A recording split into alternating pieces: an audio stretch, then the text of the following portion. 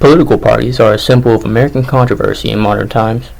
With two parties of relevance, two parties of infringing importance, and numerous parties of negative renown, as in no one knows they exist, we have few clear options but nominating ourselves among the ranks of the politically woke. You can be a Democrat and follow theories of governmental supervision of industry to prevent nefarious actions among greedy client-to-business relations, or you can be a sane Republican and pay your politicians to do nothing like a good bookend would do on the political shelf, housing a copy of the Constitution marking your favorite Bible verse. If you choose the exterior parties, libertarian or green, you risk being cast aside as of the minority and of casting a heavily negative vote into a swirling torrent of opinion.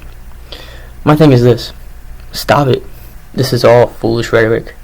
Politics have consistently been foolish rhetoric for years. Immediately after I hear a Texan senator start a sentence with "Democrats want" or "Democrats are trying," I tune the rest of the clause out and put on a funny video. It's asinine, it's regular, it's depressing, it's scummy, it's counterproductive. We can operate our government without political parties, and we can operate our government without political parties better than we can operate our government with political parties. I've come to witness a realization. We have a governmental incentive to prioritize entire reasons for political sway. The masses of population, through a gerrymander, are having their votes become diminished in weight in order to project area as the qualifier for voter disparity. We actively enforce a zoning in which voters are gathered in lump sums, leaving some votes sub-accounted or over-accounted, and mandating a null value for the median vote. The ineffective voting procedure has been under attack recently by the executive branch and its administration's constituents.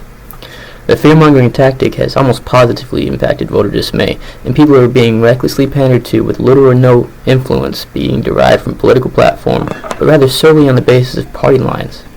The media took the president's ball and rolled with it. Consumed with viewer ratings, news outlets are chasing stories that poll well among their devoted watchers and neglecting others entirely. These echo chambers within these hollow-hearted production studios are running headfirst down a rabbit hole with unwavering viewpoints meant entirely to sway election numbers. It's sickening and fake news. We can fix this troubling vantage with the eradication of political parties. District zoning is a practice that dictates which areas are associated with certain elected officials. However, the term gerrymandering has been applicable to many of these said districts. If lines are specifically drawn to house large sections of population in some instances and large sections of service area in others, how can we conform to any vote we take?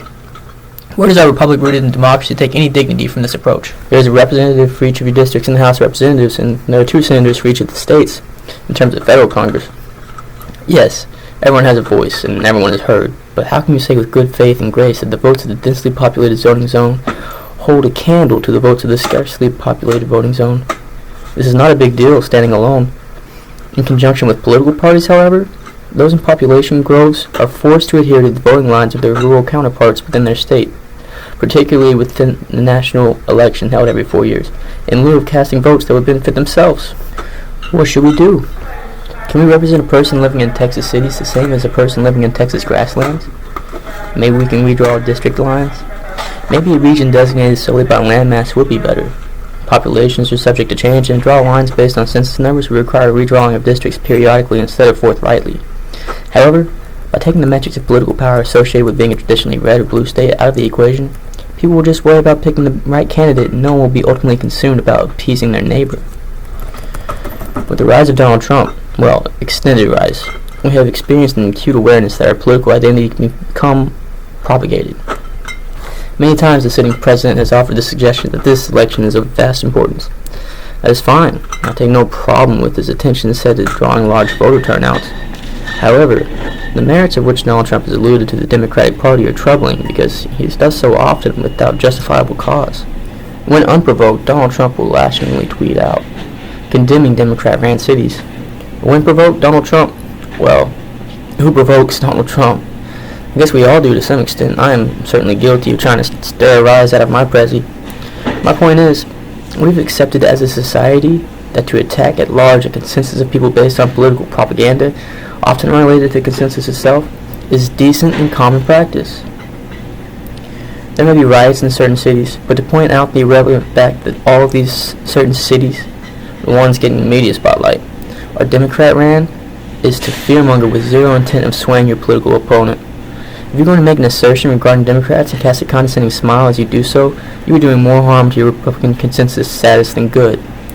Also of relevance is the pedestal which Republicans raised Trump on of varying degrees. Many internet threads have resulted in claims of "that's your president" under sarcastic undertype or "where is liberal praise of racial barrier bypasses." Yet, the internet wholesomely neglects that while you may share political ideology with Trump, you may hold a greater ordainment of the political office of president. You don't have to be necessarily qualified as a Republican sheep led by Donnie Trumpet of the Sixth Quartet. I know this doesn't pertain to fear-mongering, but it is an obvious phenomenon that has undoubtedly been propelled by the emergence of COVID-19, a novel coronavirus. Democratic partisans are relentless with their death toll count. Republicans are relentless with their criticisms of Democratic governance, particularly Chicago, where you're probably more likely to die from a bullet than a respiratory infection. Forgive me, I didn't fact-check that statement. Would the politicians really pander through fear to the entirety of the U.S. population if political parties were not there to structure claims around? My guess? Well, it doesn't matter. As a college attendee with half of a bachelor's degree in the field of mathematics, not a full half, mind you, I believe with certainty that the politics of the United States without political parties would adhere to stronger, more cohesive campaign strategy, more aligned with presentation of policy, rather than muddled with muckraking as we witness today. The idea of fear-mongering segues nicely into the argumentation of my next point of aggression. The media has been selling a bias, and selling a bias effectively. We all love to complain about it, yet can't take our eyes away. My favorite source, news entertainment, is undoubtedly The Daily Show, aired on Comedy Central. This favoritism plays into many a speculation concerning my seriousness and nature. I love Trevor Noah. I think he is a stand-up guy. I love his humorous approach to the news, but particularly I love how he dedicates time to research separate news outlets before interjecting his commentary on the daily happenings. I will interject that he is clearly biased, but often he will tell me exactly how he feels about something. Most of the time I agree. I don't like that he does so, but I'm okay with it as long as he can make me laugh simultaneously. What is a world without laughter? Traditional Republicans can't stand Trevor Noah. Just like most of the time, I just can't stand Fox News. I don't stray away from following their take on topical entries, and I always watch it with a grain of salt. The long-standing show, The Five, rotates 5 consultants that digest the news real time, yet often they just simply berate the sole Democrat on the news committee, Juan Williams, for siding with Antifa. I'm sure he doesn't side with Antifa. This approach is almost always litigated towards expansion of entertainment value and seldom leads to interesting debate, the latter of which being the intent. Also ingrained within the Fox News are foundations of opinion-anchored junkies like Tucker Carlson and Jesse Waters, hosts of Waters World. These segments are eerily cult-like. The pieces typically follow a concise layout. This is what I heard, this is what I believe, you listen intently, therefore you believe it, sort of thing. These hosts content to stroke their ego with their political sure-footedness rather than ever play devil's advocate. They will straight sell you a narrative they saw in their head and propagate it like they saw it on CNN. This media bias towards Democrats and Republicans has become tiresome. Needless to say, without political parties, unlegitimized claims by anchors would be quickly disproved rather than quickly celebrated as the best thing I heard today. Political pandering is often the sick game of the Electoral College, one of which the delegates of the country are powerless kings with the media as their queen operative manager. Oftentimes it feels as if the common man isn't even dignified to the role of pawn. Today and always, we have had issues that are commonplace within the political sphere. Civil rights, abortion, same thing. Prohibition of substance court appointee decisions, immigration process, free speech impediment, internet sanctity, and infrastructure prominence all being highlighted and never concluded. This essay section is ripe with the contradictory nature of assumption. Back and forth, the congressional representatives will argue, yet unwavering stand the votes. With the reins of lobbying and filibustering, parties ride their minority and majority leaders like jockeys, whipping them with interview exclusives aimed at gaining more representation in the Congress. It's a narrative that would shame the founding fathers who compromised on sacred documents that originated this fine country. The lack of appeals has been supplemented by a plethora of verbose aspersions. This pervasion of Congress has cemented officials' viewpoints to the point that most cases are voiced but never listened to. With any amount of passion, all persuasiveness is swept to the wayside, consumed rather with voting statistics and seat numbers. No compromise can be met if the compromise is founded on aisle consensus. For a politician, to step out of the lines of political party assumptions is to jeopardize your intercongressional friendships and your seat for vacation. This cannot continue. Until a better argument can negate my belief, and I will continue to propose we disband political parties and implement new election procedure not predicated by alternative inclination. Disdain for one another marks the looming stroke of conflict. Conflict is prevalent among all historical timelines, yet can conflict be effective legislation methodology? Can conflict conform masses? Can conflict appease concerns among the afflicted? Can conflict propel compromise? Recently, a Supreme Court justice joined the ranks of deceased to leave a vacancy behind in many hearts and avoid congressional oversight. Inclusiveness cannot be assured with an even number of judges. With her passing, Congress voiced concern on the following procedure: to nominate and confirm a new judge or wait for federal election results. This event was not the first of its nature. In fact, President Obama faced a similar conundrum on his exit of office. Testimonial loss during Obama's administration emerged from Republican senators pleading that the election be forefront rather than the Supreme Court nomination. Yet when Ruth Bader Ginsburg passed on, those same senators changed their tune despite being much further along the election timeline. This inappropriate flip-flop resulted in many attacks of character. Now, these attacks were warranted. Yet Congress has long been riddled with demeaning attacks of individuals across the aisle. Most of these judgments are unwarranted. The whole disdain for an individual because of their belief system is counterproductive and plain mean. This trend is awful. This trend is pathetic. This trend does not lead to compromise. If Congress cannot put political differences aside and remain cordial, then we must disband political parties. Congress is implemented by the Constitution to legislate laws and to approve bills that impact the population. The turmoil within our political system has become more and more disruptive. Because half of our representatives seek to expand government while the other half seeks to shrink it, we have effectively been splitting hairs. No one is appeased and everyone is mildly dissatisfied. Conversation concerning politics and legislation progress has instead turned into officials lecturing news anchors on the mishaps of the opposing party, rather than glorification of the successes of the congressional unit. These talks are hardly newsworthy, but don't tell anyone. The most divisive tendencies are negotiated by seat predecessors and congressional leadership. This method holds little salt to saturate discussion. We must disband political parties, if not to better compromise, then to disinfect our 24-hour news cycle. If the meme market online tells us anything about the state of politics today, is that there is a lot to be critical of. Voters are left to their own networks and rarely get the recognition that they deserve from politicians. Inhibiting some states is more important for presidential candidates to score a decisive victory in, as only 2 states split delegate votes in the Electoral College. Upon inspection of my own state's election ballot, I found myself more unsure of how to vote than before I viewed the candidates. To my understanding, the election cycle under the guise of political parties has left many ballots all red or all blue, despite people feeling wary of committing fully to one side or the other. These ballots neglect voters an accurate representation on issues they feel are important. We should have a clear idea of what each potential politician is running for and the platform they would exercise in office. Instead, we are forced to choose candidates based on the capital letter parenthesized beside their name. This uppity class of politicians have taken public distrust and manipulated it into a campaign technique in today's modem of debatable topics. In an ideological world where political parties don't exist, politicians cannot influence voters by illegitimate means. Catchy slogans and eager promises should be front and center to each facet of the political system, but we only watch the presidential race with unwavering eyes. Why do we persist, I wonder?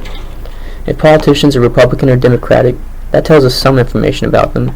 Was the designation of political bias waiver any merit to accomplish a sure vote for a candidate? That is the question I intend to dissect. The political sphere consumes some, and for others, it's social media buzz. Maybe we can become more diligent in our decision-making process, but it's not up to the voters to tediously research each sheet up for grabs.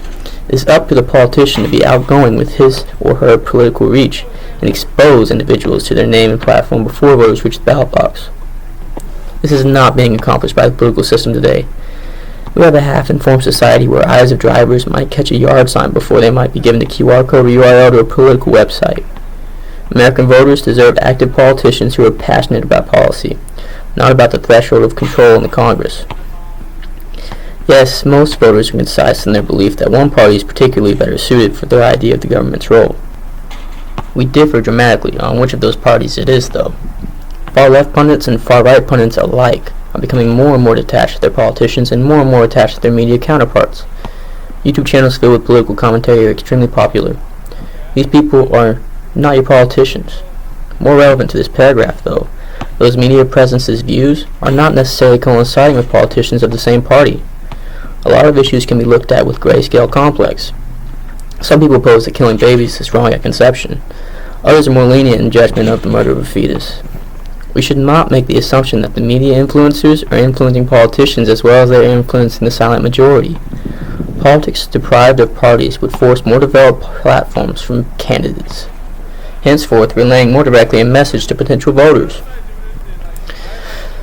Voters are influential in decisions politicians make, because you need electors to become elected. Yet the voters themselves are slipping away as the target audience.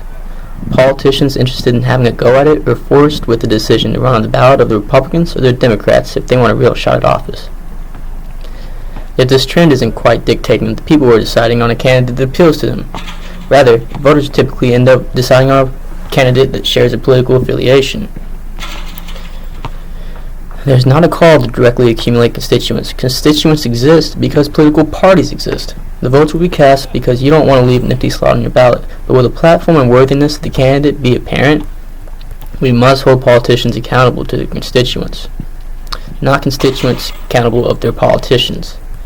The argument of, if you don't vote, you don't get to complain, holds little ground, yet is repeated often enough to give it some merit despite its wobbly knees.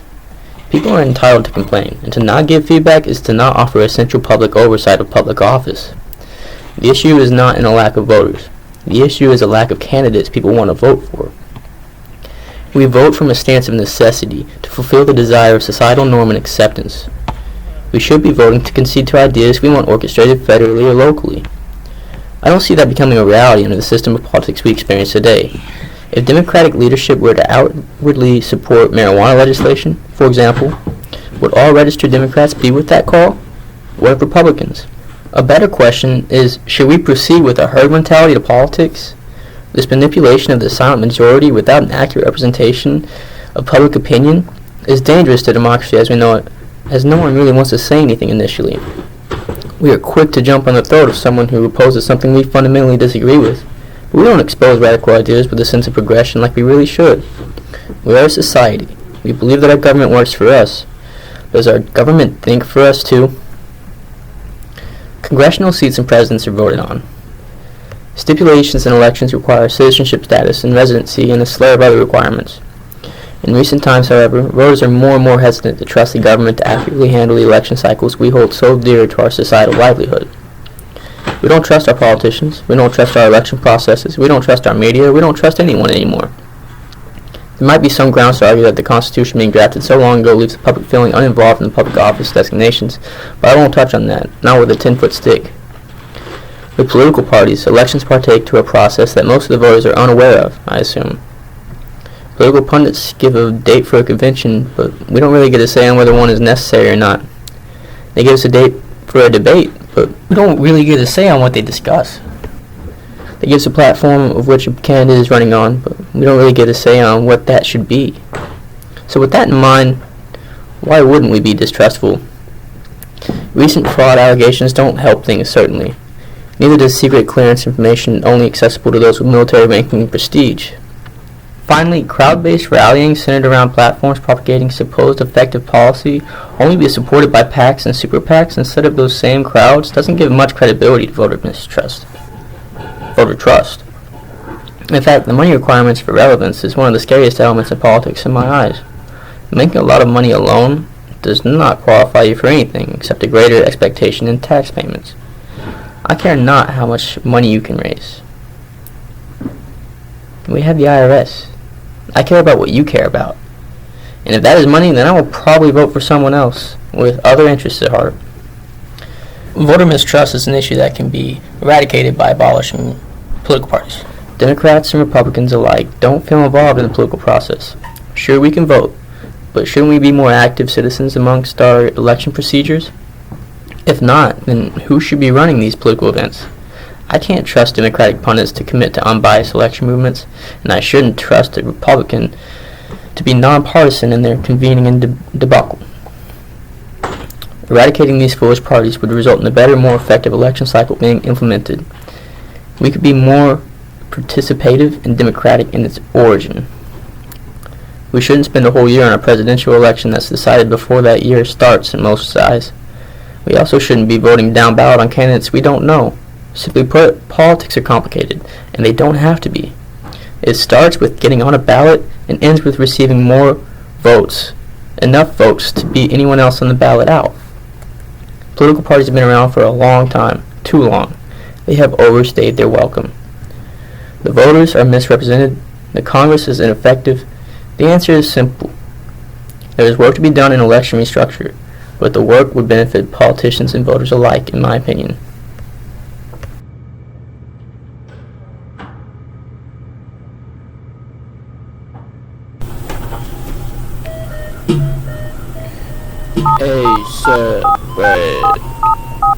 Hey yo, this the intro. I'm about to get on this beat. I'm about to just let go, man. I'm about to just let everything pour on out. Empty my soul. Empty my soul. Maybe not, man. It's just, I'm just trying to rap, you know. It's gonna be freestyle. Get that off the top of the dome kind of stuff. I'm up here in Rome with a can of stomp. Don't worry about your phone. Can I hit the buzz? I'm just trying to get my drug back to my home before the plug call up and say, you alone. I said, shit, that's gay. Don't hold me up with that shit, homie. He said, nah, I'm here to